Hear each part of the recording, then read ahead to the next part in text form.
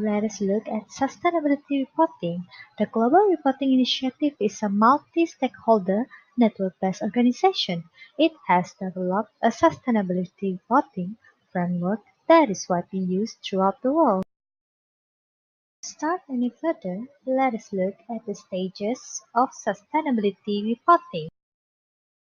Having established that social environmental reporting is not a new phenomenon, such decisions relate to the following issues. Why would an entity decide to disclose publicly information? Who are the stakeholders to whom disclosures will be directed? What types of disclosure will be made? And how should be the format of the disclosures? Why would an entity decide to disclose information? It relates to management's motivations to report. Business Council Australia stated that the company should report because it is in shareholder interest to do so, doing the right thing by the community and environment referred to as enlightened self-interest.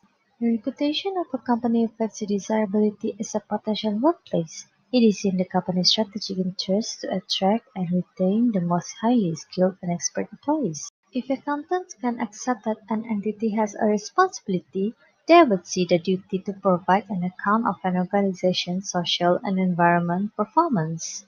Next, the who stage. It is about identifying stakeholders. The range of stakeholders whose needs and expectations are considered by an organization when it is determining its CSR policies, compiling its social and environmental reports, and it will be directly related to its motive for adopting these policies and practices. Economically powerful stakeholders can vary over time for an organization. For example, for a company that requires a large number of semi-skilled employees and narrow focus. Sustainability reporting are motivated by broader ethical considerations of reducing the negative impact and every person and entity affected by the organization's operation. The organization might consider as stakeholders people from current and future generation, and all animals living today and in the future on whom the organization operation could impact. It is clear that the Business Council of Australia has interests of the stakeholders, and therefore the suggested ethical branch of stakeholder theory. The impossibility arises partly because in our highly complex and interrelated world, many activities have the potential to lead to numerous unintended and unforeseeable consequences.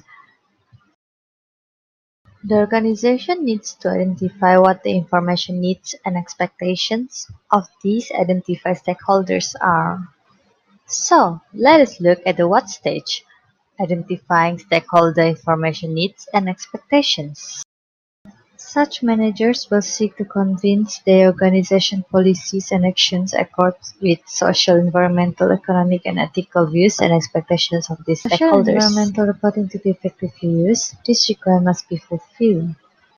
First, there is likely to be a broader range of stakeholders. Second, many of the stakeholders affected by an organization activities. Third, stakeholder might be upset at the organization if they express their true feeling. Fourth, lack of stakeholder awareness. And finally, future generation might significantly negatively affected. The how stage shows how to report social and environmental information. We must consider the objective of general purpose financial reporting, considerations of maturity, and discounting liabilities to present value. We must know the definitions of the elements of financial reporting, issues of reliable measurement and probability, focus on returns to shareholders, the entity assumptions, and focus on short-term results. Created using Powtoon.